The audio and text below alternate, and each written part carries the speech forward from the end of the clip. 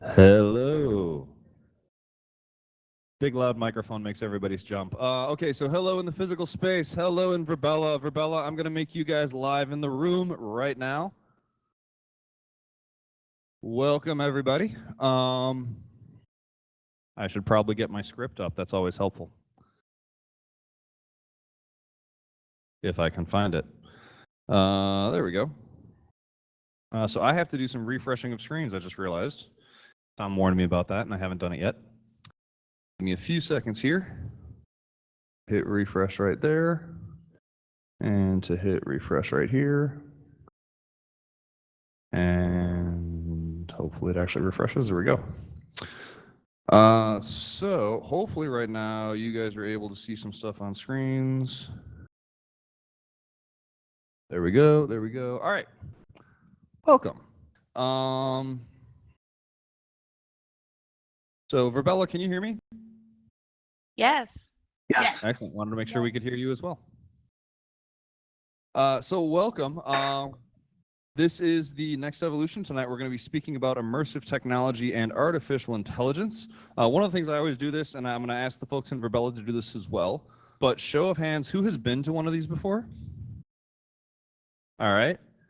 There's a raise hand button in Verbella. Show of hands, who has never been to one of these before? All right. Excellent. Thank you. Again, I partially do that so that the folks in Verbella get used to the raise hand function because we'll be using that for the Q&A. And also, I will apologize in advance if I end up coughing a lot tonight. Getting over a cold from 3 weeks ago, but it's still apparently in my lungs and just annoying. That said, thanks all for being here. Thanks for... okay? Oh, Verbella is the virtual platform right there. So you can see it on the screens, and that's our... We host this event, and we'll talk about this in actually just a second. But we host this event in 3 spaces simultaneously. So it is live here in 1871, it is in the virtual space in Verbella, and we live stream it to awe.live, or actually Augmented World Expo, but now they're actually going to YouTube. But with that, let me get started. So tonight's topic is artificial intelligence, and we have put together an expert panel for you to discuss artificial intelligence.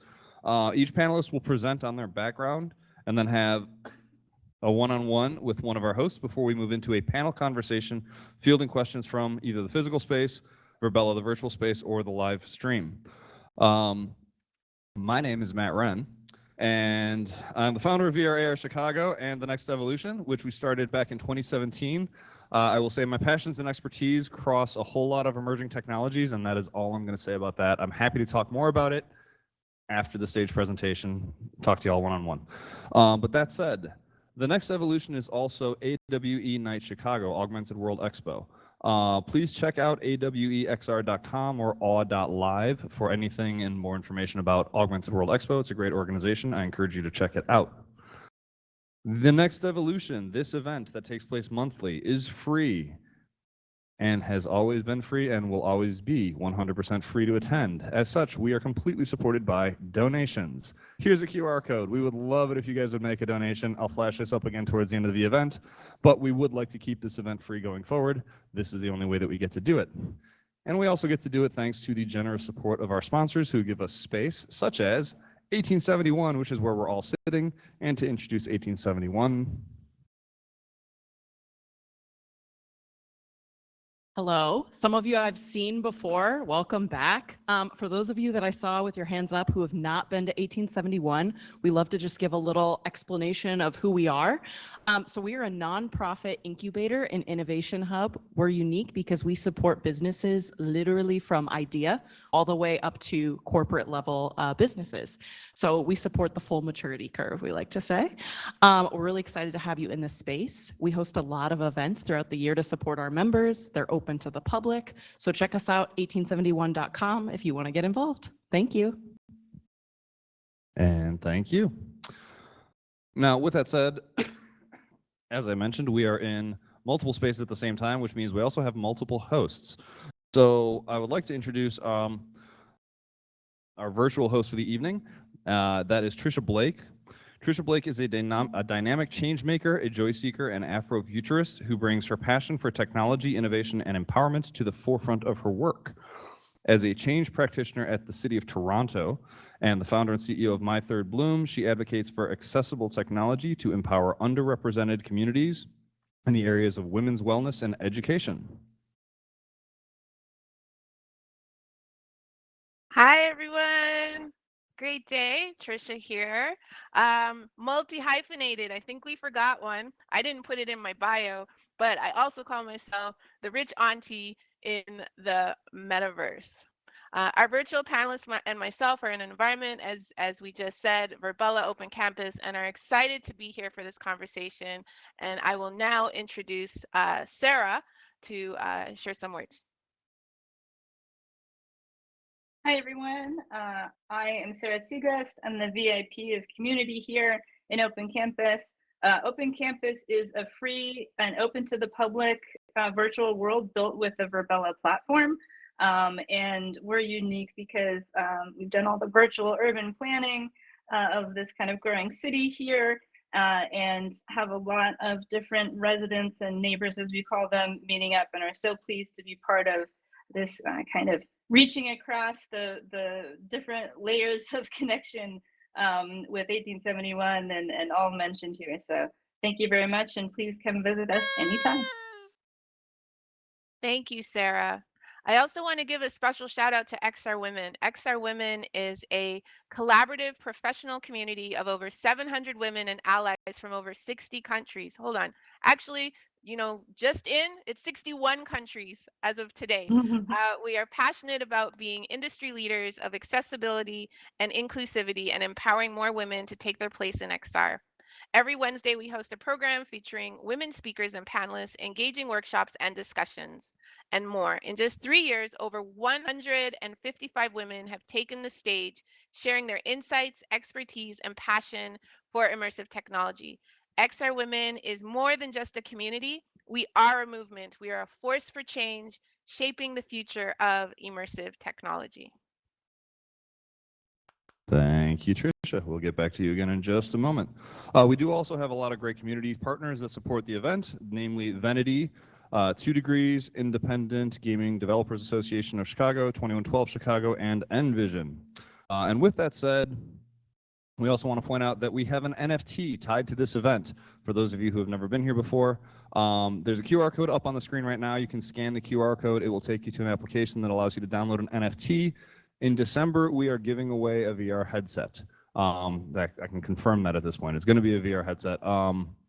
And the only way to actually be entered to win that is to have one of these NFTs. These NFTs are only available to collect if you are live in the audience. So basically, by the time the recording of this event goes to the live streams, the NFT is turned off and you can't collect it anymore. So I'll leave this up here for a few more minutes while I introduce the topic of artificial intelligence and immersive technology, and it'll be up, it should be on the back wall in the virtual space in Verbella. For those of you watching on the live stream, you can also collect it just by pointing your camera at the screen, and I'll put it up in the space here at the end of the event. Excuse me.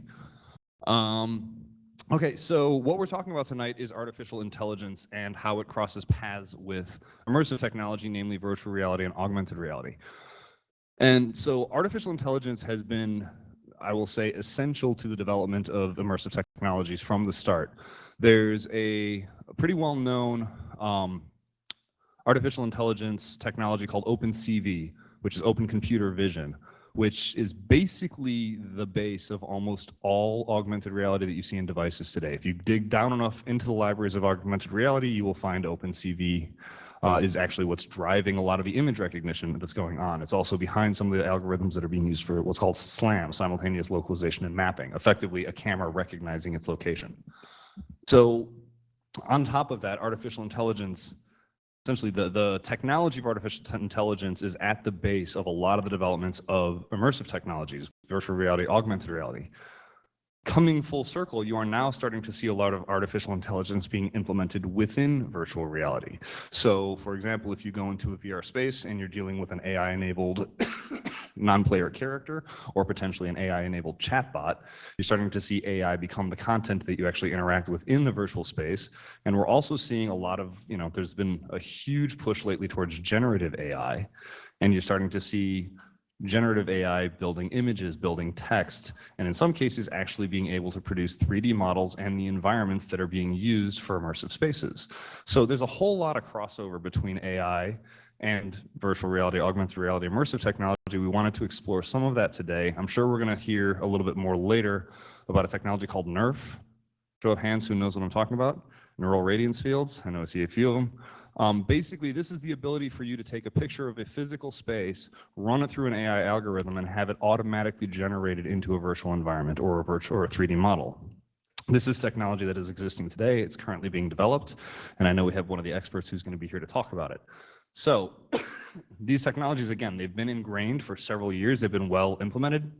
This is the first time we're actually going to approach it as a topic and talk about what that means. And frankly, we are here to answer your questions. So that's what we want to do. With that said, I am now going to hand it over to Tricia, who is going to introduce our first speaker, Ivo Heining. Ivo has made and consulted for XR releases, has written and made works in cinema, web TV, and film, has worked in radio on the air, and designed games and challenges for people around the world to participate in large-scale social campaigns together, raising millions and building awareness for key causes. She is currently vice president of the board at xrguild.org and leads metatraversal portal crawls and related public work on emerging XR design for creators using a mix of traditional and new media methods. Welcome, Ivo. Thank you so much. Let's get that video going here.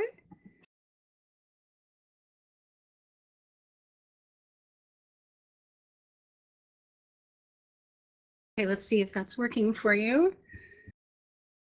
Hi, everyone. My name is Ivo Heining. I have been creating worlds for the last 20 years. It's nice to see you. Can you see my video? Yes, okay, great. Thank you. So I jumped into what is now VR, AR, XR back before any of those devices existed in the early stage virtual worlds era.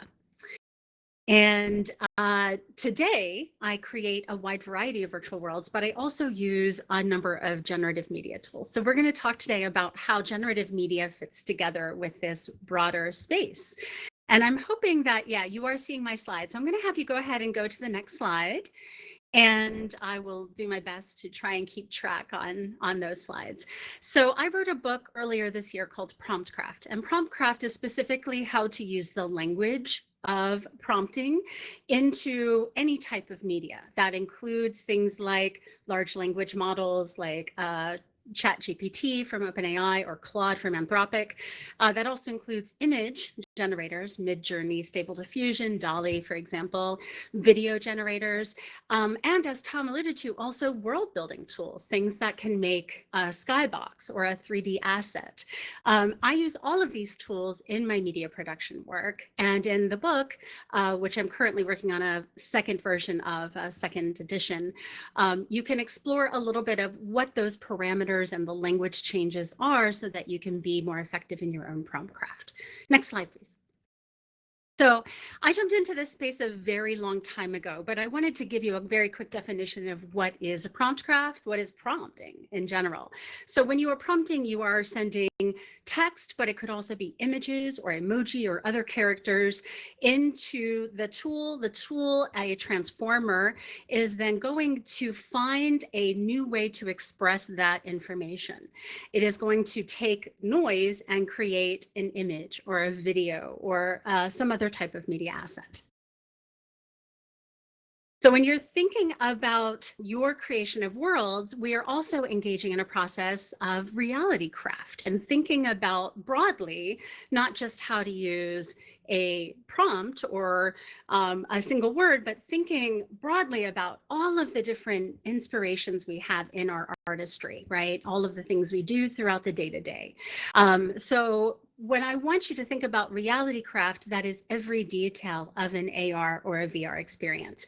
I'm working on a new book right now specifically on reality craft and how we go through these decision-making processes. Next one, please. So I jumped into virtual worlds almost 20 years ago. And next slide, I'm so sorry, next slide. I jumped into virtual worlds almost 20 years ago. And at the time, it looked a little bit like what we're doing here. And for Bella, we had all of these 3D assets that we had to create. We would bring in media and we would have these social experiences together. And so I started to build a toolkit of open source tools and creative tools using things like Adobe Creative Suite. I wrote a series in 2005 about what it would be like once we had all of these generative media tools at our disposal. And now we're starting to see there's over 2,000 generative media tools. If you go to a place called futuretools.io today, you're going to be able to search for thousands of potential generative tools to put in your own producer's toolkit. So I want you thinking broadly about how these tools fit into the sorts of things that you're already creating. Next slide, please. There's a couple of different categories those tools come into. And we talked a little bit about world building, language models, and how to use those. Video tools are really common in my work. So I have a band called Oracles, and I'll give you the URL for that as well. But in our band, we use these tools to make music videos, for example. And when we are making media for a pretty wide variety of things, we may end up mixing 3, 4, 5, 6, 7, 8 different generative media tools in order to create one final product. And all of these tools are becoming what we call multimodal. Not every tool is becoming multimodal, but many of the generative media tools out there, such as ChatGPT-4, can work across different types of media and can help you discern, for example, how to take a piece of media and make it available in a new way. So when we're talking about existing tools, right now, many of them are discrete, but are becoming less discrete day by day. They are becoming more multimodal and more integrated into these toolkits, some of which are free, some of which you pay for. Next slide, please. And so now, when we're going into this process of generative media creation, and I'll have you just skip right ahead to the next slide and go pretty fast through the next 10 slides. We're going to be thinking broadly about how to use those transformer tools, and the transformer tools vary wildly, but how to use those transformer tools to create anything. And that can be a portrait. That could be, next slide, please. It could be an object. That could be a skybox for a world. And so when we're going through something like image generation, for example, these were posters for a public service campaign, I'm thinking about how to mix not just an art style or a palette or a point of view, but also sometimes putting multiple things in juxtaposition to create an image that hadn't existed before. Next slide, please. And often when I'm going through this process, I'm creating entire collections. So I can see those of you in the room there may not have a sense of what a big collection might look like. But when we're doing that in a virtual space, it might mean creating 2,000 images, or it might mean creating 200 images, and then building what we call a training set based on that information in order to build a new avatar or a 3D object, a character, or a world. And I'll walk you through a little bit of that. Next slide, please. So XR Guild is one of the tools that I've been, one of the communities that I've been building a world for using this method, but it often starts with a process of reflection and inquiry, not just to the purpose of the build, but also to what is the emotional impact I want someone to have when they walk into a space. Is it a sense of calm and chill? Is it effective work? Each space has its own vibe. Next slide, and go ahead and flip through those slides pretty fast now. So when I'm creating new worlds, and sometimes I want them to look like vast new worlds, I start with an illustration like what you see here, the Lotus Temple.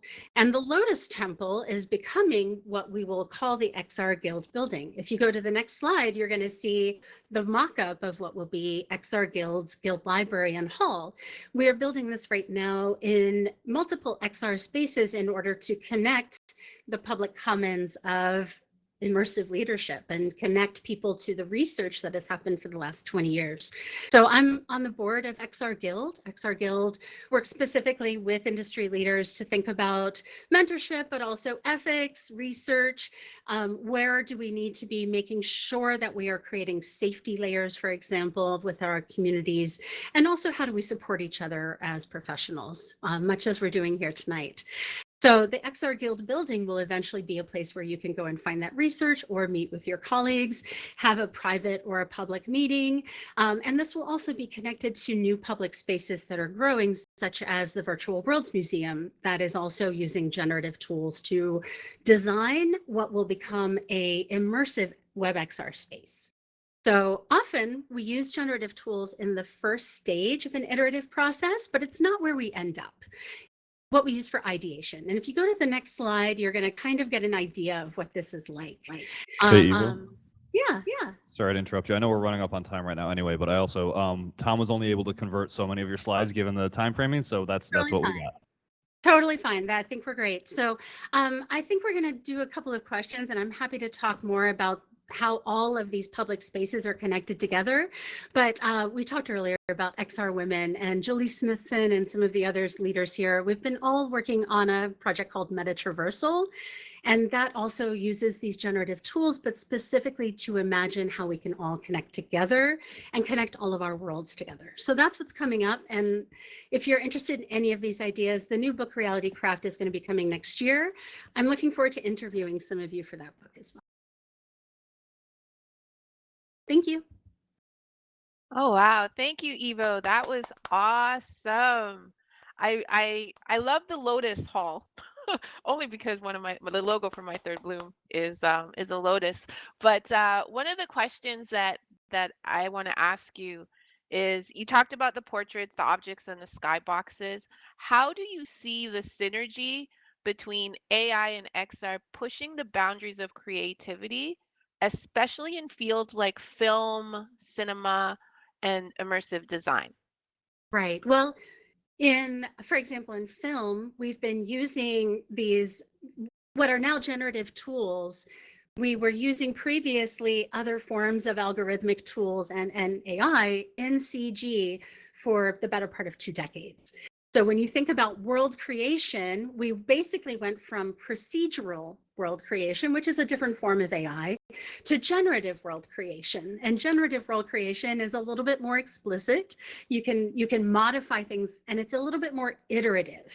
So it evolves differently with the human input than something that is purely procedural. Like in most games, you would have a procedural background. A generative background, you could alter and change and have it evolve differently just by speaking or giving it new information. Thank you. Another quick question. As an award-winning producer and strategic consultant, you've worked on large-scale social campaigns. Could you describe how AI-driven immersive technologies are being harnessed to raise awareness and support critical causes? Sure. So again, this is a place in which AI has been used for over a decade, for example, in social media and in healthcare, being able to get information to people at the right time for the right need. But now when you're thinking about generative media, it's also creating sometimes a layer of protection. And this is what I teach with nonprofits, is that sometimes you want a generative tool to create a layer of anonymity. And sometimes you wanted to create a layer of personalization. And both of those can exist in tandem, so you can protect the individual while still giving the community a sense of connectedness and a sense of connectedness to the information, right, to the details of it. And this is where things like NERFs come in. Someone mentioned NERFs at the beginning, but with NERFs, you can, for example, get 3D objects to look far more realistic. For example, antiques and glass and crystal and unusual objects. And it gives us a sense of connection to the world that isn't necessarily easy to achieve elsewhere.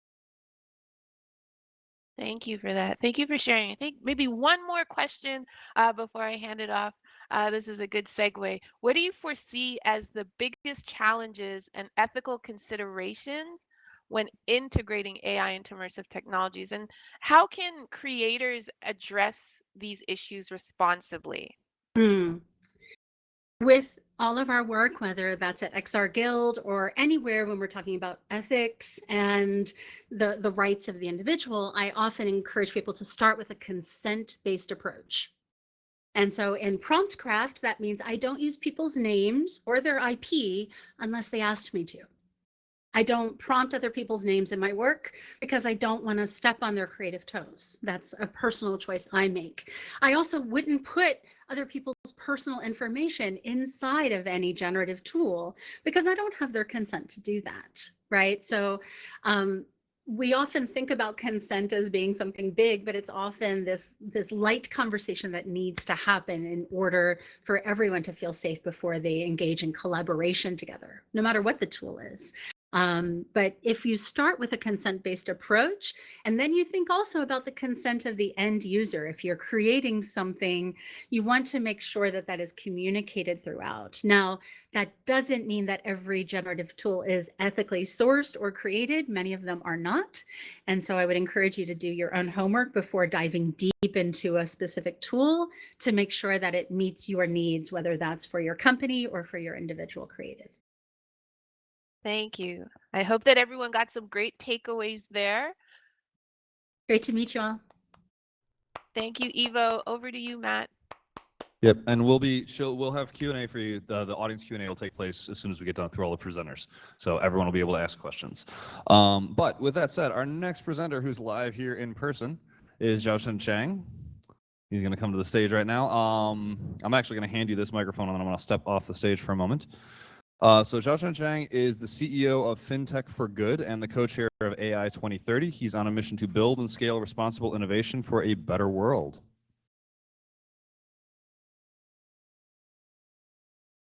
Thank you for the invitation.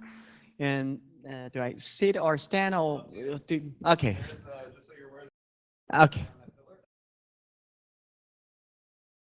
Got it. Thank you. So just last week, I was here to host the Chicago AI conference, and it was a great experience. And 1879 is great, and also the community is great. But this event is a totally new experience where that's, this immersive, where that's we exist in multiverse, and where that's, here and the Rebella and all that. This is the really a sign that we are moving from a traditional world that we live in the physical world into currently that we have some experience, but in the future that immersive just becoming the reality, and we will not, the idea to differentiate those different world may not exist, meaning that, our next generation may not even just think, why do you even care? And to point out that you exist in multiple verse or multiple, and that is just a reality. And just quickly, about myself and also what I do. And just a few months ago, I left AWS as the global head of innovation and back to the company I built as FinTech for Good, and started the initiative called AI 2030. And the reason why I started that is because we have seen after the open AI launched, and then generative AI becoming a trend, and then everyone jump into that. And if you just go to the futuretools.ai.io, as the speaker mentioned, that within very short period of time, and you can see how many tools out there. And many organizations, no matter small and big, and they are in a racing to just introducing AI tools. And earlier I heard conversation, people ask each other, did you use ChatGPT? Have you used the ChatGPT yet? And all that. So it's very clear that, when you just working on other emerging technology, you probably are less concerned. For example, and for FinTech for Good, I worked several years on blockchain, and where that's, when people, for blockchain or digital asset, this is proactive, meaning that you as a potential investor, you are a potential trader, or you are an owner of asset, you will go for it. And others will not push for it because you have to make that choice. And so that's why the technology builders will impact you in a limited way. If you don't make that choice, they may not be able to just impact your life. But the AI is very different. Like it or not, if you are borrower, you want a mortgage to just apply for your mortgage to buy a new house. And on the other side, it could be an AI who just make that decision, and because of your race or because your gender or because of something, where that's you are declined of the loan and you don't know about it, and even regulators cannot protect you because there is currently there's still some gap there. Similar thing to just now you can see creative industry, and many of the book authors before that you publish book and then you'll be paid with royalty, right? And now that when you just look at OpenAPI and many other large language models are trained with book authors, with pictures generated by creators, with probably something you said in the past, and then all that just are being used to train AI models. And then now those technology company who are just leveraging that large language model to just introduce new products, new services, and also financially benefit from that. And you as the creator may even not know that your books contribute to something which others leverage, and you are not compensated.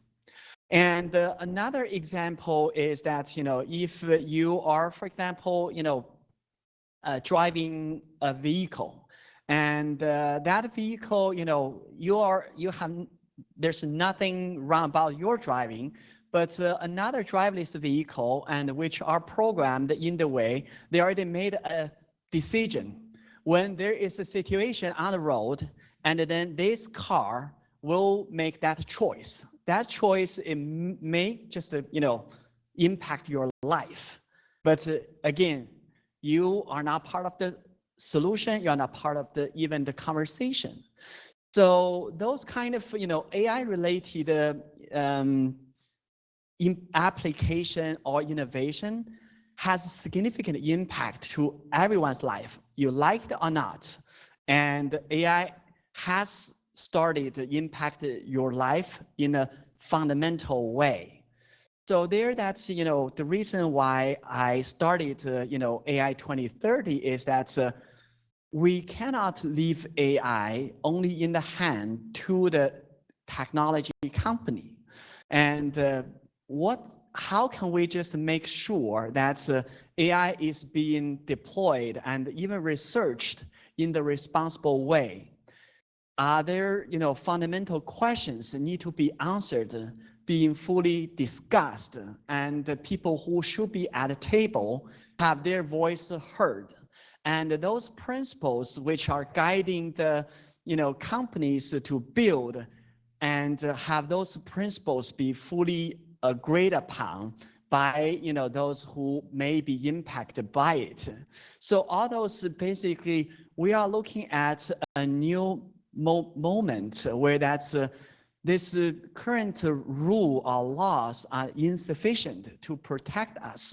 And the current principles which are guiding the software building may not be sufficient. Give you another data point where that's currently for any, again, this is just from consulting companies' data, and I'm referencing. And so within one AI product, and you have 30 or over 30 engineers, and you have only one person and who have background or have expertise on ethics. And think about that product, which engineers or data scientists who don't have really ethics or other responsibility related training, and enter into this product, and how can those ethical principles be applied for the product? And another data point is that we're currently that although all AIs should be developed responsibly, but worldwide there's only around 100,000 people who are qualified to do that job. Even someone may have a title to oversee the risk of AI or technology development, but a lot of folks there are not qualified because of lack of understanding of the new risk associated with new emerging technology. So with all that, what's AI 2030, try to achieve is number one, that we try to really identify, industry specific principles, where that's, for example, we talk about transportation, we talk about financial service, we talk about, manufacture, healthcare. All those, sectors are regulated, industry, where each industry, when you want to apply responsible AI, and those questions need to be asked very specific. And, if you see that those questions under a responsible AI framework, which is generalized, a lot of time those questions may not be relevant to a specific industry, to a specific customer segment. So we want to develop customer, industry-specific framework, and bring that bottom-up approach, engage the right stakeholders, and make sure that AI is being developed responsibly. The second piece is around education, public awareness, and also stakeholder engagement, meaning that if you want to make your AI responsible, the number one thing is that your AI development need to be inclusive. So where that's, through those engagements, having the right folks through right channel, bring the concerns into the project design process, and especially in the framework design part. And once the agreement of the framework is there, and then naturally when the company apply those principles to develop, then they've already claimed that we followed the right principle, and naturally that's you should trust us or believe us. But many times, if the right people are not at a table, and then that framework, what they agreed upon, may not reflect your interest. So that is the second piece around the public engagement. The third is from the education piece, where that's from the current education, that's no matter university education, internal corporate training, or external professional development side. And many times you have business-driven type of training, or in the university setting, and then there's a lag where engineering-related education, which doesn't touch ethics, and you learn computer science, you may have one course on ethics, which is also not compulsory. And similar thing from the liberal arts and all that. So you don't learn coding.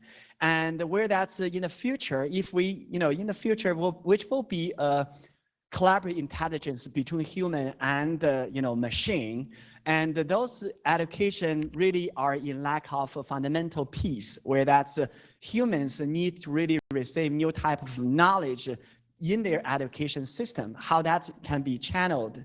Or for you who are already a professional in your job, and there are several challenges out there. Number one is from the automation side, that some jobs are at risk, and how you can upskill yourself. The second piece is that you for certain job, that without your knowledge in AI or responsible AI, you cannot do your job effectively. And just now, good example, our earlier speaker I talked, as a creator, if you don't know how to use those generative AI, you still just spend time to working on your creatives. Others' productivity is like 1,000 times higher than you, but your price is the same. How can you even just sell one piece, right? Similar thing is for regulators. If you are an examiner, and then you are sent to a financial institution to say that whether their product comply, you don't know code, you don't know their large language model, and how can you just, you are assured with a job to do, examination, and then to finally to say yes or no, this product will impact the customer in a negative or positive way. You are not confident that, for that judgment, because you are in lack of that knowledge. So a lot of new skill set, upskilling becoming natural and essential. Then the third piece is that many of the new jobs need to emerge. And a good example, when algorithm need to be audited. So, but we don't have really, experts or a profession whose, title is, bias auditor. We don't have a profession and who is AI ethics officer. And all those new jobs will create new opportunities. And then that's just make a lot of us becoming, part of the new future of AI related, opportunities. So that is the second, the third piece. Shashan, Yes. sorry, I'm going to pause you. Yes. Let's get to some questions. Okay, of course. All right. Yeah. So, really quick, first question. And I was scrolling your slides behind you just because I wanted to make sure that they got through. But that said, so can you elaborate on some of the innovative applications of AI and immersive technology that you find particularly promising, and how these innovations could drive positive change both in financial services and beyond? Yeah, in the, basically from AI side, the benefits it has already been very clear, where that's, a lot of the most exciting innovation is really, those innovation just through automation and create product, enhance the productivity. And where we see tons of like AI empowered bot. And those bots generate content, generate answers, provide 27, and which the experience is much, much better than the phone call where that's, answer machine is so can only respond to very few questions and you got so frustrated. Now with the AI, that's a lot of AI bots which can give you so much, detailed answer, which you really just, say, do I really need a human to be there or not? Because a lot of time we are frustrated about the machine. It's not because, we want a human, it's because the machine gave really bad answer. But now a lot of AI related bots provide a really excellent answer, which was never before. And okay. So given your extensive experience in building kind of transformative collaboration initiatives, how do you see partnerships between tech companies and non-tech organizations driving the advancements of these technologies? Yeah, and responsible AI is a very good example where that when you look at the responsible AI, you have fairness, transparency, privacy, sensibility, and all that. From a lot of those, governance, those are both technical and non-technical. A lot of technical companies really don't know how to set the right governance structure, how to bring the ethics into that, how to just engage the right stakeholder to bring the right opinion into, the product. Those, are the non-technical, which are essential. Then, of course, you only have those pieces where that your AI service, core service sucks. And then that will not work, where that you have all the great feedback, great governance structure that nobody wants to use your product if, the tech piece doesn't work. So that's naturally to see, those two pieces definitely need to work together, yeah. All right, last question for you, which would be, is there, in your opinion, is there a good way for the people who are using these technologies to kind of, again, as an outsider who's trying to use the technology, not the person developing it, is there a way for them to responsibly determine which ones they should be using and which ones they shouldn't be using? Yeah, those are, again, I don't know how many of you in the audience are startups or, innovators, the entrepreneurs. Those are the business opportunities, and those need will be genuine, where that's people, as you can see, from this, for example, again, go back to the future tools as as example, you have 2,000 tools out there, and do you know which tool trained with, those with the data, which privacy was protected? Do you know which tool, which are trained with real authorization from the data owner? Do you know which tools use the data, which, those data owner benefits are compensated?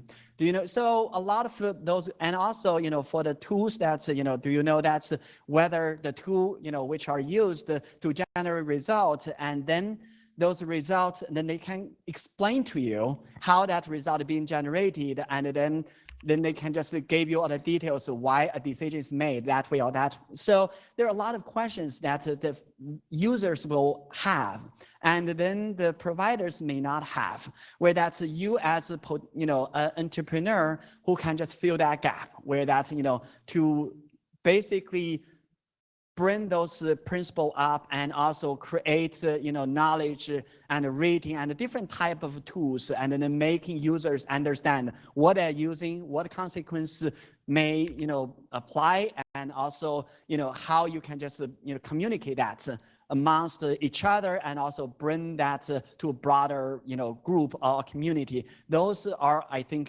definitely business opportunities. Yeah. All right. Thank you very much. We're going to get to the audience Q&A at the end. We have one more presenter, and then all of the presenters will come back up to be able to answer questions from the audience, live, Verbella, and on the virtual space. I'll take the microphone. Thank you. Thank you. And we'll have you come back in just a few minutes. All right, and I'm going to hand it over to Trisha to introduce our last presenter, who is David Weinstein. Dave has been NVIDIA's Director of XR for the past 8 years. He currently lives in Salt Lake City, but was born and raised in Chicago.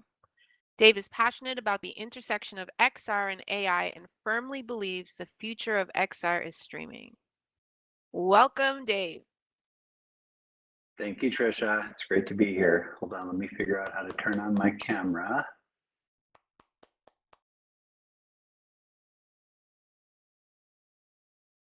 All right, if that worked, you can see me. Hello, everyone.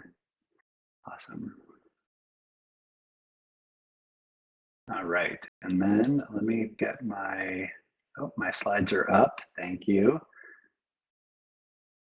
Okay, so thank you, Trisha. I'm happy to be here today. So as Trisha said, I'm Dave Weinstein. I'm the Senior Director of XR here at NVIDIA. Actually, let's just jump to my first slide and get right into it. So, so hopefully most of you know who NVIDIA is at this point. NVIDIA, obviously we make the GPUs that many wonderful immersive and non-immersive graphics and AI experiences run on. Increasingly, NVIDIA also creates platforms, tools, SDKs to enable a whole developer community to build on top of. And so what I like to start off by explaining to people is that at NVIDIA, there's a bunch of different things that we're doing to help accelerate and enhance XR experiences. And so I use this slide, what we call the 4 pillars of XR at NVIDIA, to sort of talk about the different things that, excuse me, the different things that we're specifically working on. So looking at it, taking it from the middle bottom of the slide, photorealism is super important to immersive experiences, which isn't to say that that cartoony VR doesn't have its use cases. It absolutely does. You can be immersed, you can be having a great time, and entertained with lower level, sort of simpler graphics. But if your role is you are a designer, or if you're a surgeon practicing a surgery, there's really no replacement for having very, very realistic looking scenes for learning, for training. If you're a decision maker trying to decide, form of a new car or layout of a new building, you really need to be able to jump in a headset, see that car, walk through that building, and have everything be as real as possible. And so, NVIDIA works very hard on technologies like ray tracing and global illumination, and even things like NeRFs that were talked about earlier, in order to have really accurate, faithful representations of reality. Moving to the right, collaboration. What we're able to do here today is absolutely a superpower of immersive experiences. People don't work in silos anymore. It's all about teams and bringing all the appropriate stakeholders as part of the decision-making process. And so, you know, there's really, if you can bring everybody together in person, that's amazing. If you can't, you know, XR is a really great surrogate for that, and continues to get better and better. Moving up to the top, I don't need to convince this crowd of the importance of AI. You know, there's lots to be said about how AI and XR interplay, and I'm happy to talk more about that. One way that I'll show in a couple of slides is simply being able to use speech in order to interact with an XR experience. So if you're holding a tablet or if you're in an XR headset, it's very difficult to navigate through menus, to type on keyboards, to do the things that we're sort of used to from our standard GUI experiences. And so speech is a very natural way to interact with the scene. Being able to simply say things like, you know, let me see that model spun 180 degrees, let's change the lighting in the scene, and have the application respond to you through speech instead of through navigating with a keyboard and mouse. All of that, of course, is enabled through AI. And then over on the left, you know, that infographic is really just tying it all together, because in the end, in order to have the horsepower that you need computationally to do all of these things, you really need sort of large scale, a big GPU, a big computer, you know, but what people love is these more mobile form factors, and so there needs to be a way to stream both the compute and the AI and the graphics between sort of your large compute servers and your mobile XR devices. All right, next slide. All right, so this is what I was just saying. You know, these mobile devices are fantastic. The form factors continue to get better and better. Battery life is really good. You know, ultimately, they're a really good display, and many of them, more and more, have really good sensors built into them for eye tracking, for MR experiences where you want to do video pass-through. They're phenomenal as displays, but they're being driven by a really tiny little system on a chip computer, essentially the same horsepower of compute as you have in your cell phone, which is very limiting in terms of what it can do natively on board. Next slide.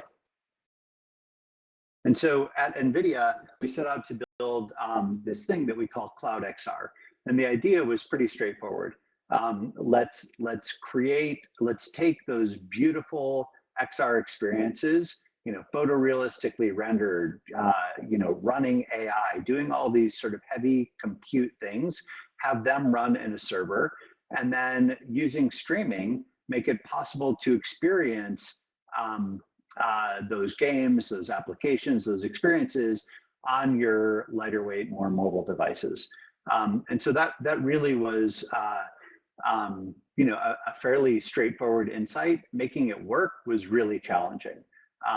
All sorts of challenges in terms of the network and latency, and you know, variable bandwidth, connections get dropped. And so being able to build this very robustly, very efficiently, that was the challenge of deploying Cloud XR. Next slide. So this slide actually has a video, which I'll have you start in a second, but let me set the stage first, or that's okay. Okay, so what you're seeing here is a podium at a conference. This is 2019, this is Mobile World Congress in LA. And my friend, Sean, is holding a cell phone and he's pointing it at a podium. And what he's seeing on the cell phone is this beautifully rendered car. This car is being rendered in a powerful enterprise application called Autodesk VRED. It's what everybody uses in the automotive styling industry. And it requires 2 A6000 GPUs, so 2 very high-end GPUs running on a big server. And so you can start the video now, and I'll sort of narrate it. So Sean points his phone at this podium, just has a little graphic on it for orienting the scene. And then what pops into the scene is a fully rendered car model. So this is a 30 million polygon McLaren car. And what we're seeing here is the view on the phone as Sean moves it around. It updates instantaneously. And as we zoom in on different features of this car, you can really appreciate the complexity of the geometry, right? So you can see the stitching and the grain of the leather, super complex model, obviously nothing you could render locally on a cell phone. This experience was actually being streamed from Verizon's data center over their 5G network. All right, next slide. So this slide, this video, which will start, I'll cue you to start it in a second, is showing off a really great, relatively straightforward example of using speech to control an application. So once again, we're in Autodesk VRED, and my friend Sean is going to start talking to the application, and I will stop talking because there's audio along with this, so you can go ahead and play this video. It's about 1 minute.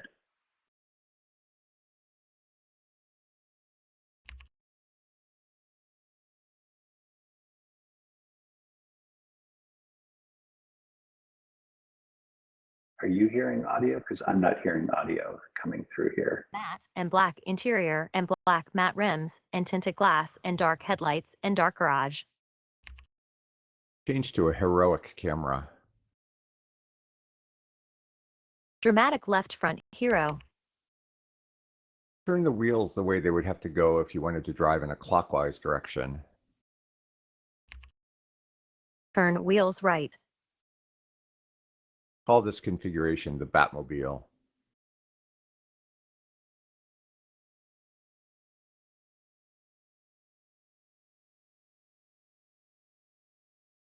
Remembering Batmobile.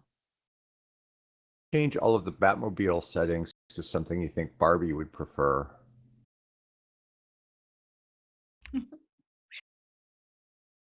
Barbie pink and pink trim and white red black interior, pink and rosy glass and pink headlights and shady stage.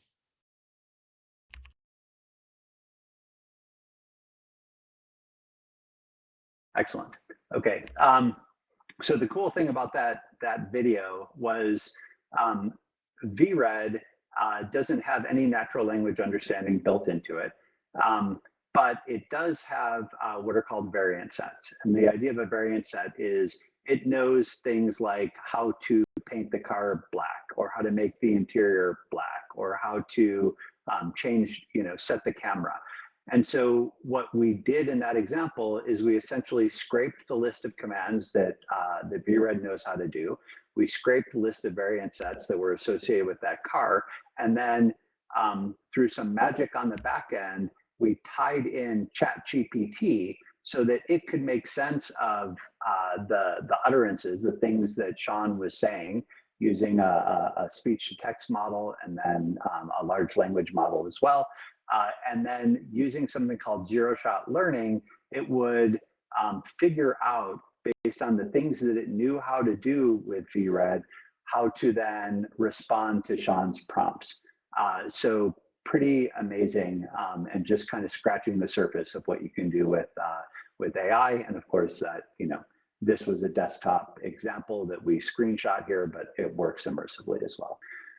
All right, and with that, I will pause, and I'm happy to take questions. Thank you, Dave. Oh my goodness, that was amazing. I know you've been with NVIDIA for about 8 years, and the Barbie pink isn't my thing, but can we talk about how can I get a McLaren in my parking garage? Because yeah, I can help you with that. Just feel free to send me a note. all right. So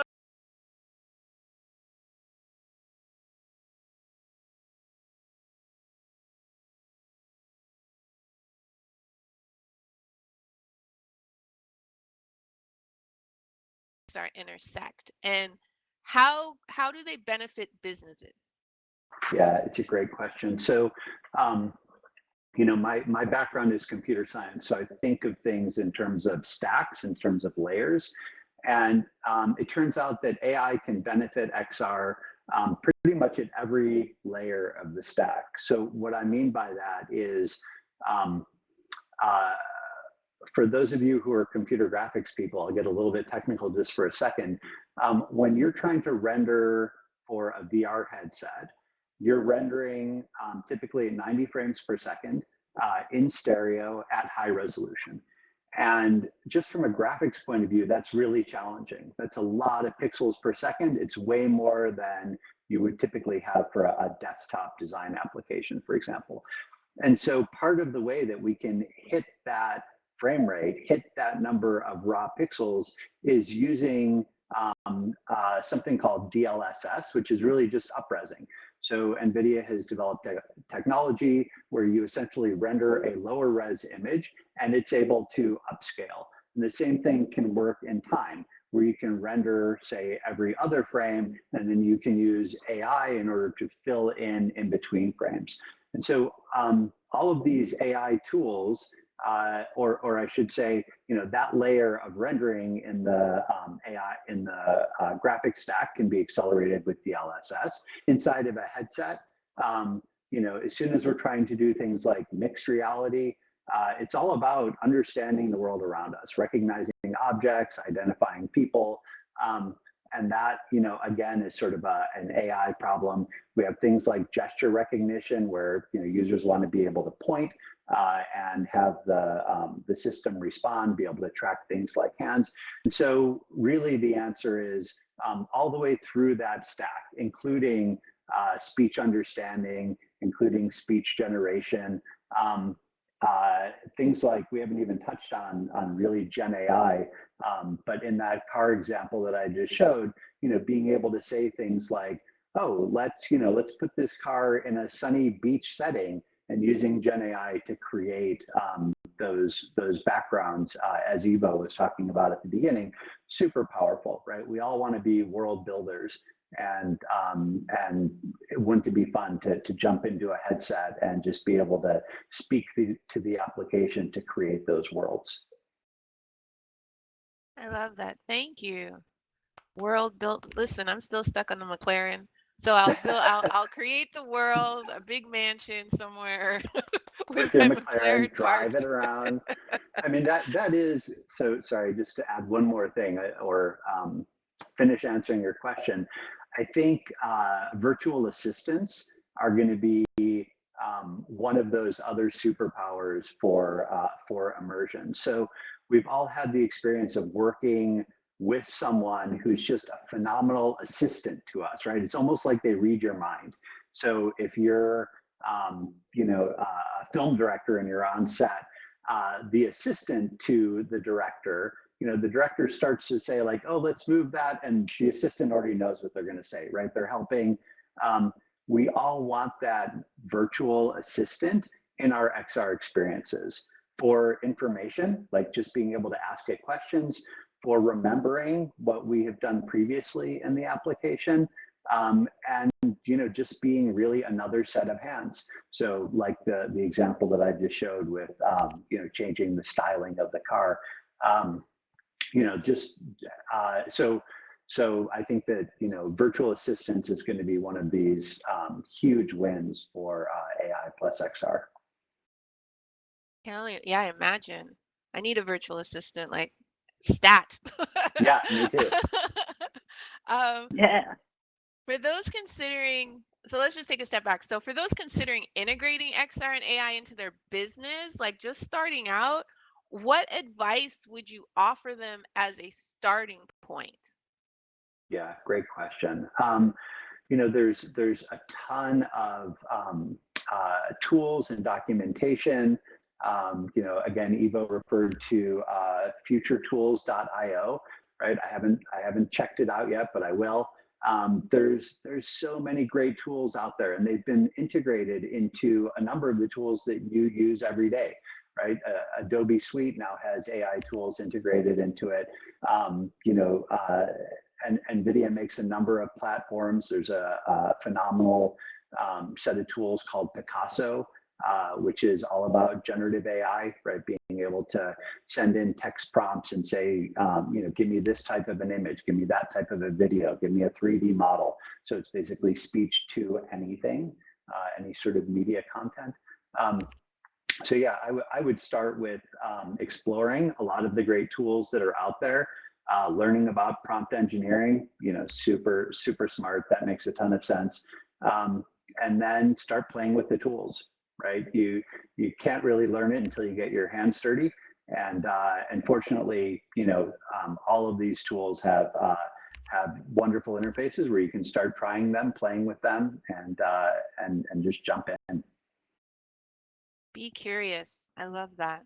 Let's start from there, right? I can personally say that, I'm insatiably curious about all things XR and AI.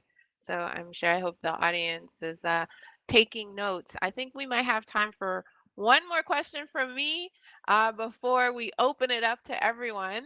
Can you give us a glimpse into the future? Like you've given us some glimpses right now, right?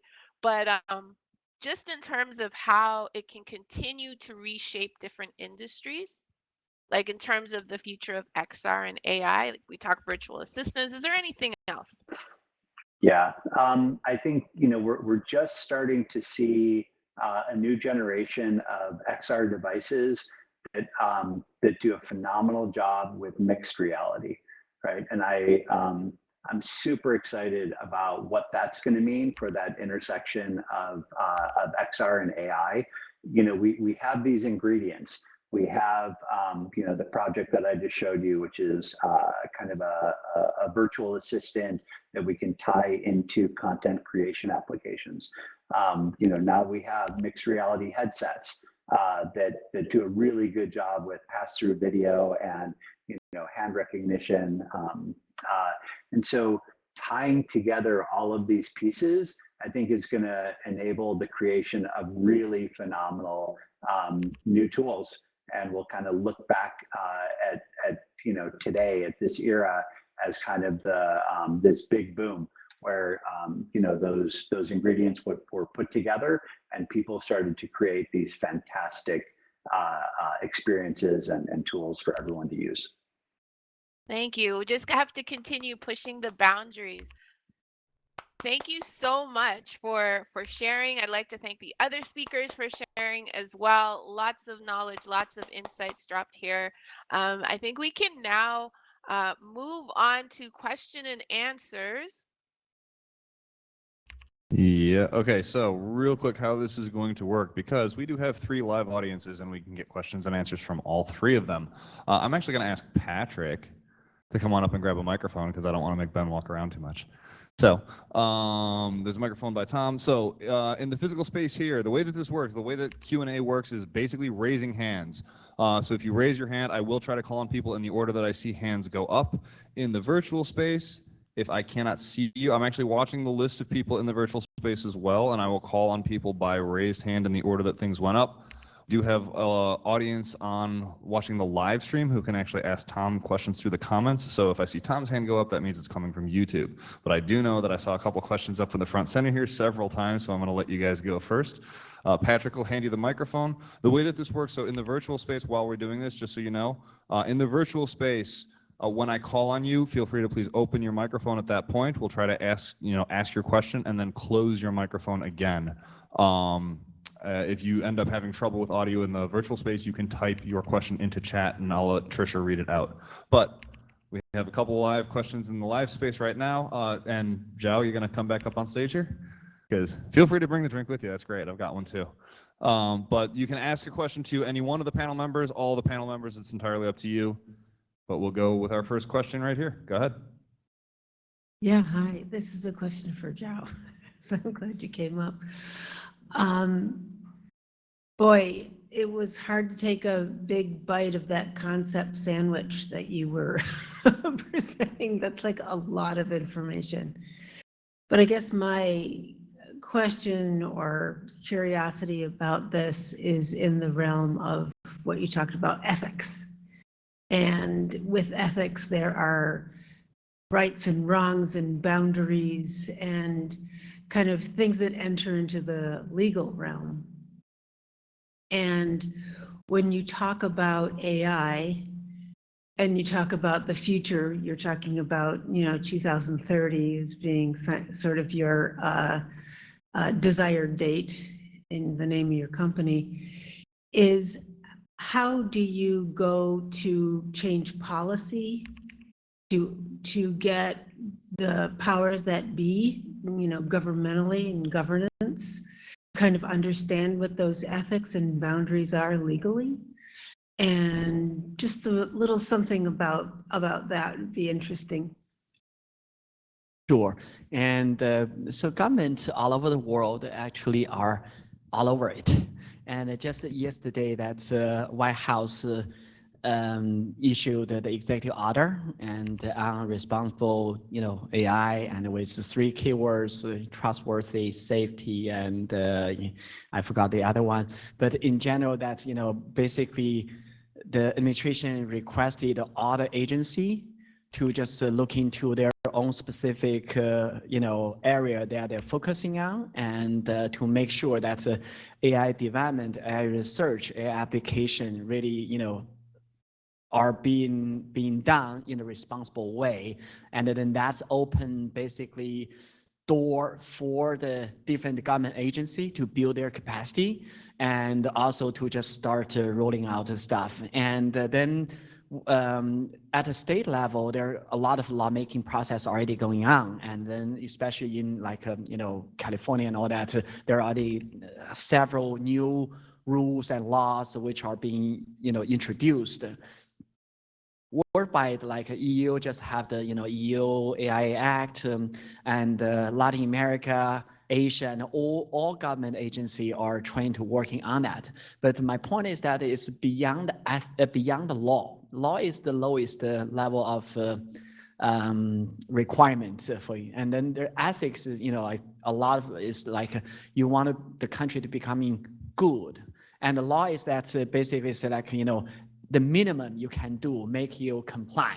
But ethics ask you, you should be doing better than the law asks you, and then that is really bring the real benefit. So, because in the AI space, there's a lot of group working on beneficial AI, and then you need to, when you develop the AI, then you have to prove that AI is benefiting the human beings, and there are a lot of lawmaking. There's a lot of bottom-up approach as well. I'm gonna go with, I see Evo in the space adding text comments, so I'm gonna let her, if she wants to open up the mic and comment on this as well. Just noting that the US's executive order that was released this week was about 100 pages, which is an extremely long executive order. So I put the link in. There's a lot of language that will be firmed up in the next 45 to 90 days here in the US, and the EU is about to release a very similar document. All right, I got a question here also. Hang on a second. Got a question here and a question there. I see you guys, but I do have 2 questions that popped up in Verbella, so I'm gonna go with Nam first. Nam Tran.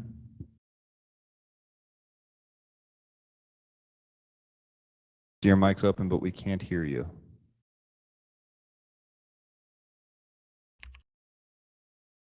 Okay, I see Nam is now typing their question. So while Nam is typing this question, which I will read next, I'll go to this one in the front row here. I have a simple statement of trying to clarify, because you gave a lot of information.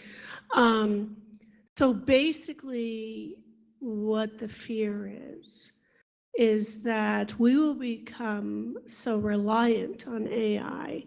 Like, I use ChatGPT and I also use Claude, and I love it very much, because it does things in marketing that would have taken me weeks, and it can literally do depending on how I pose the question.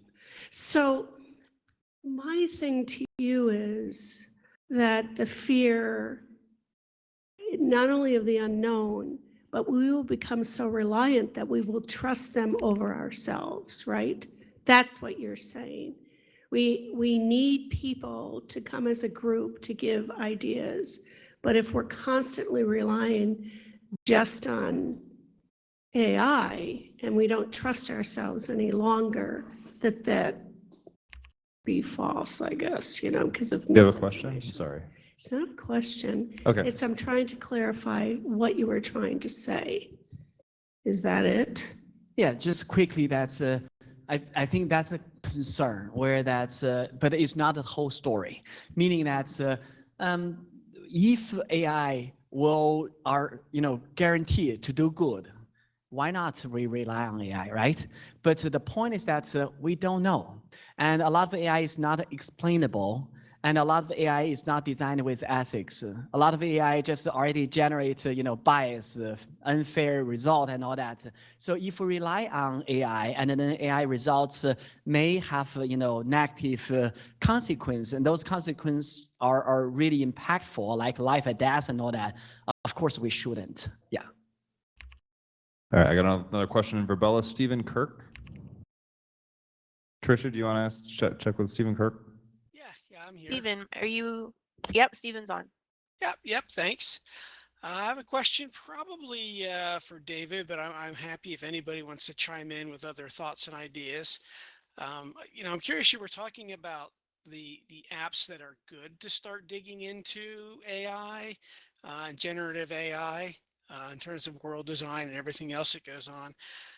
But on the flip side, is there anything you would say is perhaps not worth learning at this point, knowing how fast we're moving through some of these technologies and what the typical learning time is like to come up to speed on something? It may be useless by the time you get around to learning it. Wow, that's a tough one. I always think it's good to, so it builds in layers, right? And I mean, Evo can probably speak to this even better than I can, but some of the early experiments in prompt generation were, somewhat challenging. And if you had learned everything there was to learn at that point about how to generate a good prompt, that's, that world will change over the next 6 months as AIs make it easier and easier to sort of speak to them. And but if you understand prompt engineering, then you will understand what the system is trying to help you do in the background, and that that will enable you to generate good prompts no matter how much the AIs are helping. And so I think if you can learn the fundamentals, that's always valuable. Learning the very specific nuance of small features in ChatGPT 3 or 3.5, those will come and go. But understanding how transformers work, understanding how prompts work, like those are fundamentals that will always be useful. I see. Yeah. So definitely, theory-based learning is, anytime you can do that, it's a good direction to go in. Yes, and there's grammar to it, but there are entire classes of tools that, for example, only work in Discord. And for some people, they don't enjoy the Discord experience. And if that's the case, if it's a UX challenge, there's often another tool that does the exact same thing with a different user experience. So don't get caught up on bad UX. If a tool has a bad UX, go find a different tool that does the same. Sorry, I have us muted, and so they can't hear you. Yeah, Thanks. Learning have different purpose. Some learning make you smart, other learning make you effective, and so it's never too late to learn things that make you smart. And but for those, if you want to learn, make yourself more effective for your job, and then there's a time stamp there. That's if you learn something which already outdated, for sure, that's waste of your time. Yeah. All right, Patrick. I had a question maybe for David and anyone else. Yeah, I could jump in. When you were speaking about the McLaren, you mentioned how it obviously couldn't be rendered on a cell phone due to the current capabilities. I wonder, where does everyone kind of think we are in terms of the ubiquitousness? I don't think that's a word, but how it feels like, even those the McLaren looked really cool, is not something that I could use practically tomorrow. So I guess the question is how far do we think that those applications become as popular as a cell phone, or becomes ubiquitous throughout society? That was it. Yeah, I think the way So I think there's a couple of questions in there, so I'll try to unpack maybe the first one. So yeah, most of us are not users of Autodesk VRED or some of the other enterprise tools. But the larger point was we all want to, or I want to move around in virtual environments that that look amazing, that are that look like a CG Hollywood movie. And to do that today, I would say there's a couple of challenges. Number one is the content generation, but I think we're all really optimistic that Gen AI is going to help a lot with sort of world building, as I was saying. And then the second one is, okay, but how are we going to render it fast enough, and where are we going to simulate those physics? And for those sorts of problems, you need a decent sized computer with a honestly a decent sized GPU. And so what we're seeing at the same time that Gen AI and a bunch of these other technologies are coming online is a huge push from the telecommunication companies to push out things like 5G, which give us high bandwidth, low latency connectivity. And then of course companies like AWS and Google and Microsoft are all rushing to push compute at the edge, right? So if I have these wonderful mobile devices with beautiful screens and sensors on them, I can be doing this other work, sort of as a co-processor, if you will, that's at the edge, and then just rely on 5G and streaming to kind of tie those together. So anyways, I'll stop there.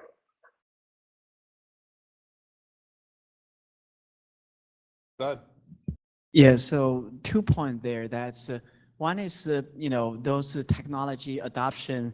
We probably a lot of you are aware of the bell curve, right? And then there's a natural adoption cycle. There's early adopter, late adopter. There's a behavior there. That's who you are, and then define when do you adopt a new technology. That's something which is like proactively that you can seek that. The second piece is that a lot of technology really depend on or rely on the accessibility, meaning that's how expensive it is, and are you economically, are you good enough to just becoming early adopter or not? And then when the technology becoming so cheap, and then that becoming everyone. The third component is about user experience. And for example, I have glasses, and currently that's when I use any of the device, and I cannot really stay there for like more than 5 minutes because it's so uncomfortable. And that experience just limit me, how much time, although I used a lot, but it's only because I'm advising my startups. And they asked me, you have to experience us so that you can give us feedback. But I use that, it's like I force myself. Like if I can choose, I will not use it because of the user experience. When the user experience enhanced dramatically, naturally, you put customer in the center, you solve their problem, you will also be able to make your technology more accessible and more inclusive. Yeah. I'm actually going to push in on this a little bit more, just because part of the question I didn't hear the answer to, which is the when question. So what I'm going to throw out here, and I just noticing some of the people in the room who I've worked with and had experiences with, 6 years ago, if you wanted to create a simple augmented reality experience, you had to hire someone like me or some other folks that I see in the room here to do it. You still can hire us. Yes, absolutely. You can still hire us. But that said, nowadays there's 4 to 5 that I can think of, drag and drop, create it yourself, augmented reality on the web, instantly immediate free tools. And that was, you're talking about a period of 6 years ago. Now, obviously they still can't create stuff as good as a professional developer can, but it gets you a lot further. The question he asked was, how long do you think it's going to take till like the McLaren, that type of functionality? Now I realize, we as consumers or as an individual, I'm not necessarily going to have that much of a model of a McLaren, but maybe I've got that much of my product.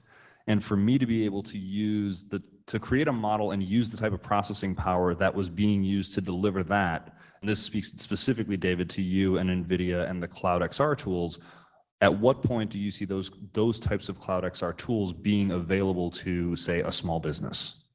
Like, is that today? Is that a year from now? That's today if you know the right people.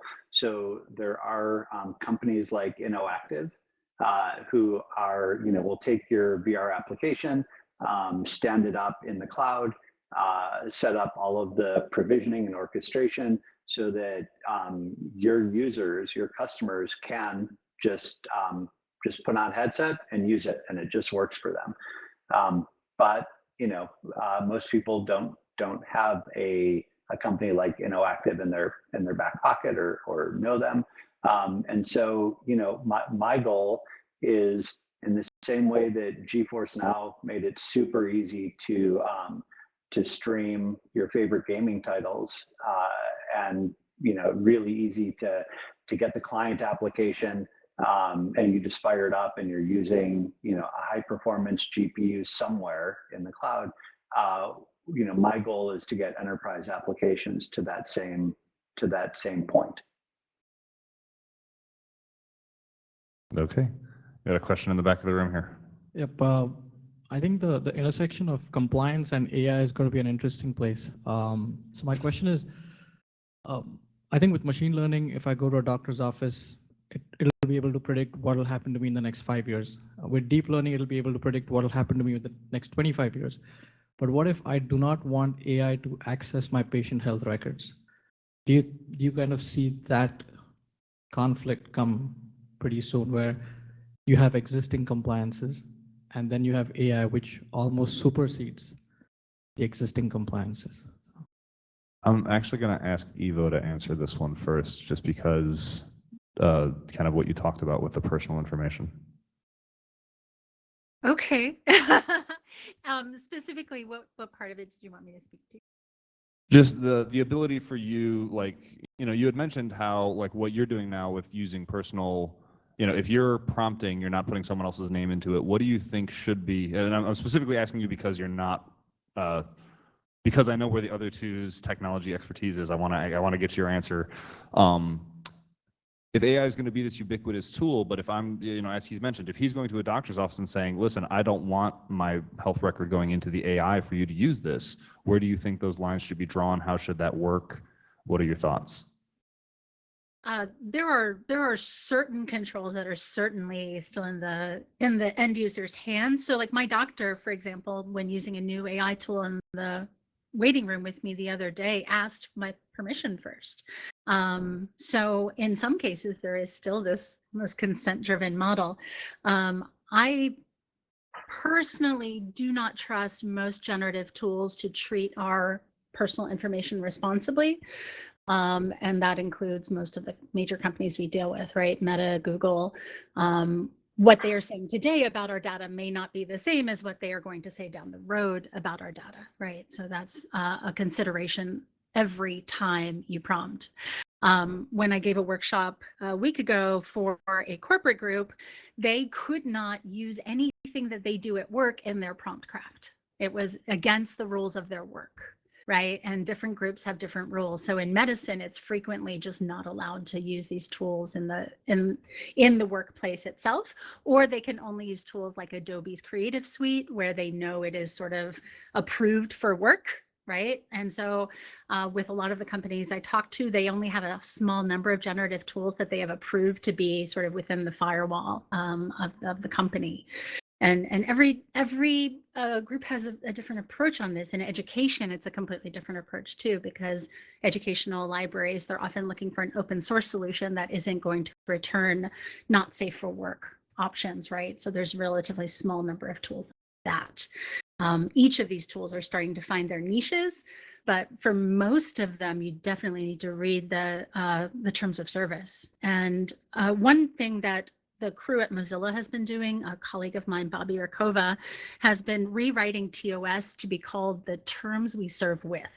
And I think this is a really powerful way to rethink how we create terms with our technology companies together in real time, and in some cases push back if what they are doing with our data or with our information is not appropriate.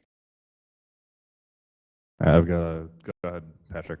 Yeah, I wanted to follow up on something kind of along the themes that Eva was just talking about, because we saw this with open source when there was the open source revolution. A lot of companies would look at the license, like say GPL, and say, like, as an enterprise, we don't use anything GPL because we don't want the exposure. Do we see something similar happening with AI, where companies are saying we can't use AI because it might, violate copyright or get us into some kind of legal jeopardy or other jeopardy because we've relied on AI to generate something that our company is profiting off of? Do we see any of that happening, or how are companies making those decisions? And not just in industry, but if you look in media and entertainment, obviously this was a big part of the Writers Guild and the Actors Guild's strikes, because how that information is going to be used is going to keep changing, and we don't necessarily feel like it's appropriate to use all different types of manners of tools in every specific way. I don't know if that makes sense, but if you look at what the Writers Guild, for example, was asking for, it was to make sure that they weren't dropping jobs in the writer's room, just replacing people with AI, right? There's pushback in almost every industry, and whether that's is this tool appropriate, or should we just not be using these tools at all? It varies from industry to industry. Yeah, this question is fundamental because you're asking what rights do we have? And this, basically lawmakers now are in the process to just looking at really two bigger categories. One category is that, many rights already being defined in the existing laws. And where that in the healthcare, there's a specific, like is privacy, is different rules already, the red tape, which protect many of the rules. And one of the reviewing process for regulators is that looking at how AI is impacting those existing rules, existing rights, which are already given to the or in the legal documents, those are the rights already being protected. So another piece is that there are AI specific related rights which are not being included in any of the existing laws, rules, where that need to be defined. Those are the new rights which humans, individuals have, which laws don't exist to protect them. And then those are the new lawmaking process that happens in the healthcare, financial service, and many sectors. There's basically, really these two process. What you're asking for is really, do firstly that rights of, me don't accept AI related, healthcare service. Is that a right which will be protected by the lawmaker or not? That is basically negotiate social contract which need to be established, in which is not now. Yeah.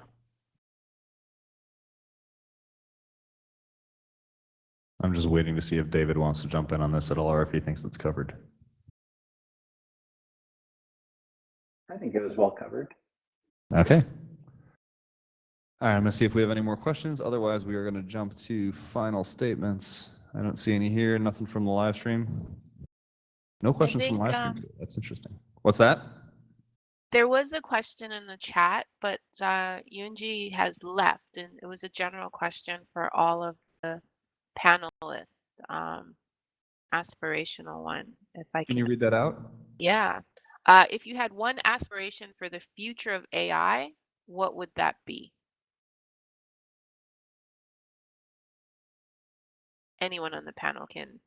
Who wants to go first?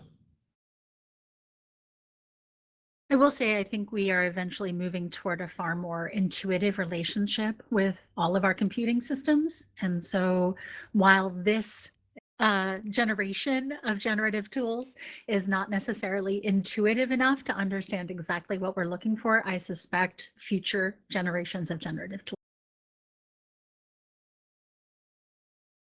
Dave? Thank you, Sure. Evo. Yeah, good answer. My hope for AI is that it doesn't expand the digital divide, but hopefully shrinks the digital divide.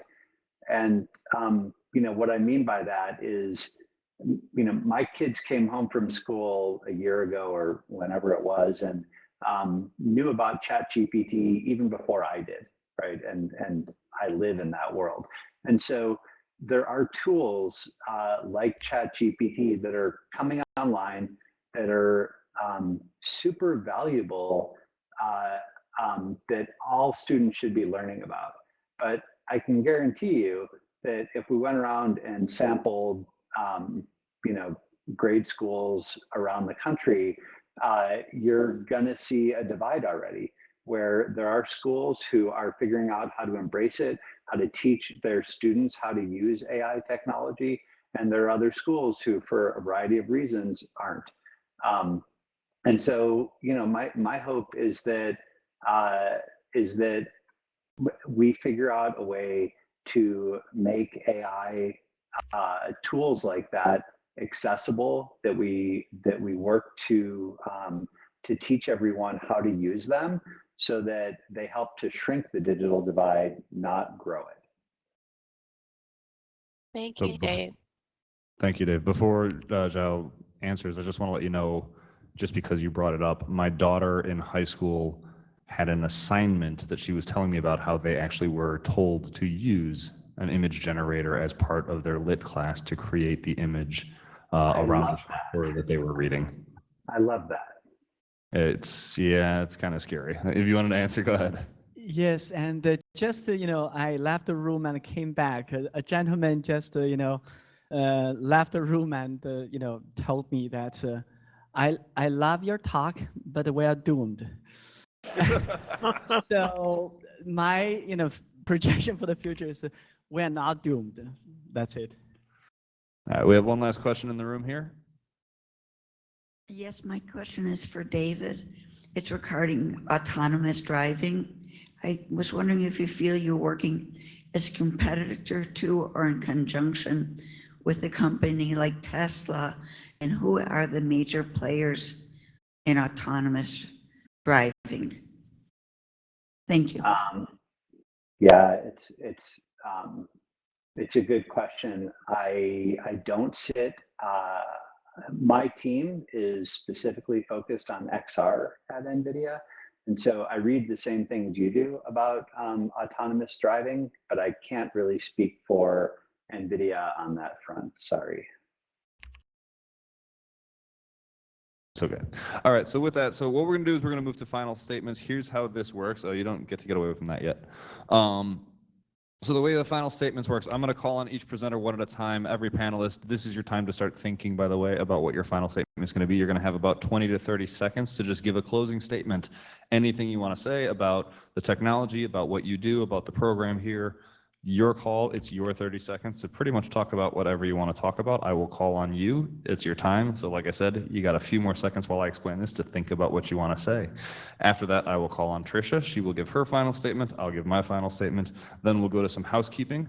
And then there's just a couple final slides at the end of the event. And of course, we're still open here. We still have the room. So networking, a lot of this event, which we've said for a lot of time, is sometimes sitting in these conversations is great. Sometimes you really just need to meet somebody or talk to somebody about this stuff. We are here for that purpose.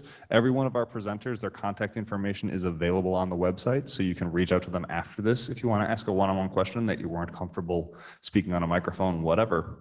But that said, I have stalled long enough. Hopefully our presenters are ready to go, and I'm going to go in reverse order and start with David. Awesome.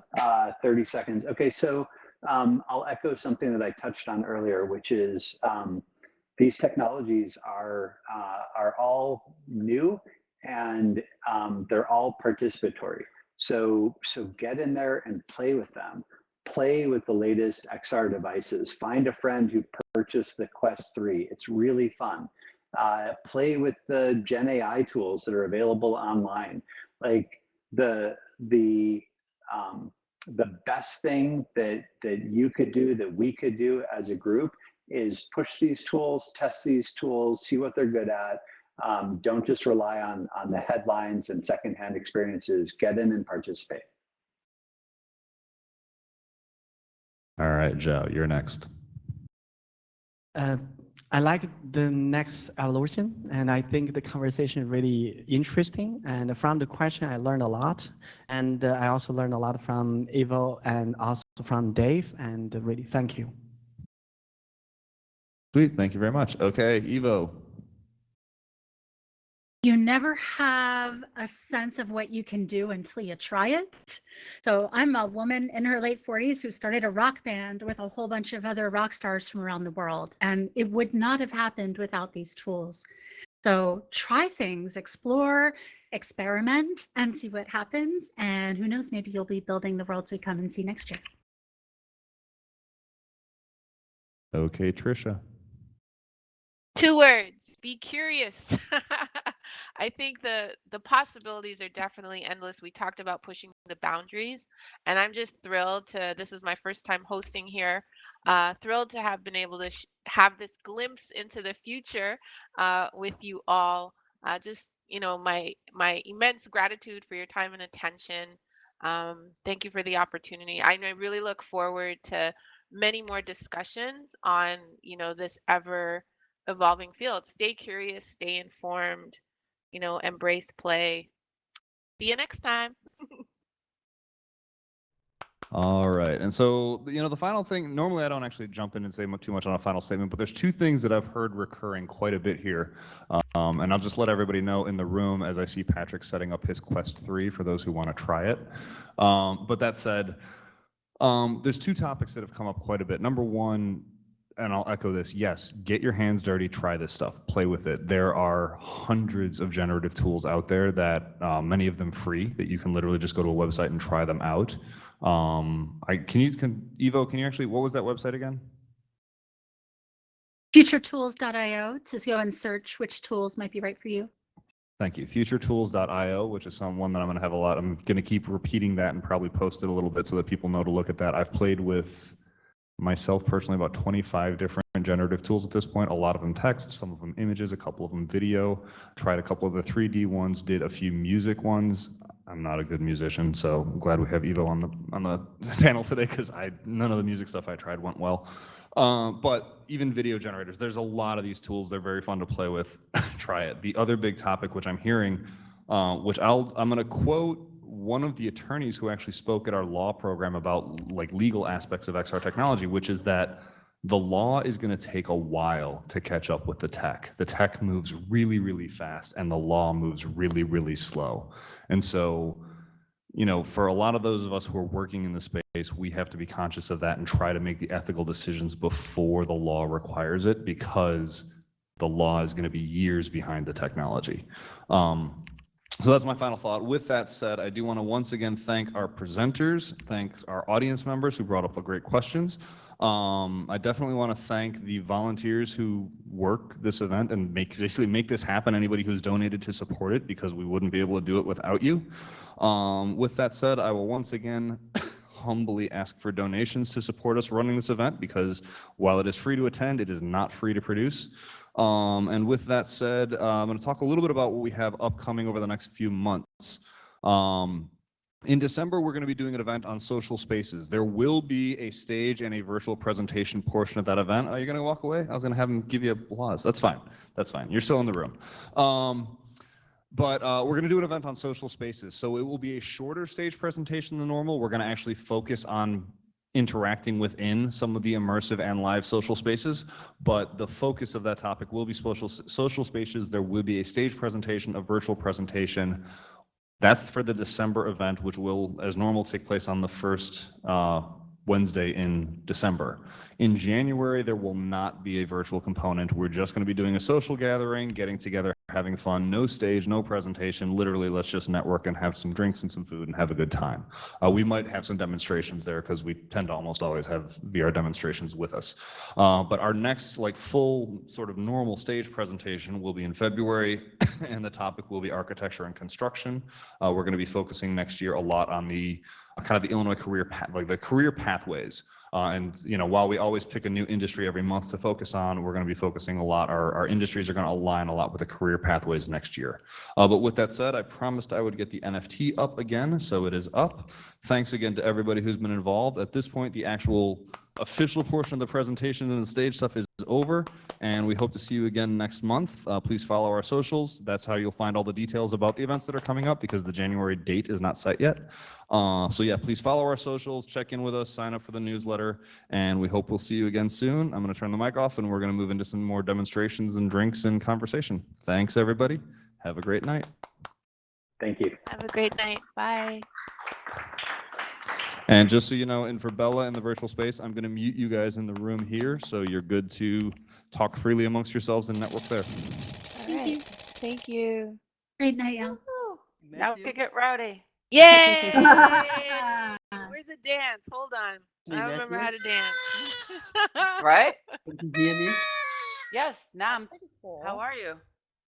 Can you hear? I'm sorry, I couldn't get my microphone up until just now. But you could Is hear. David still there? Stephen?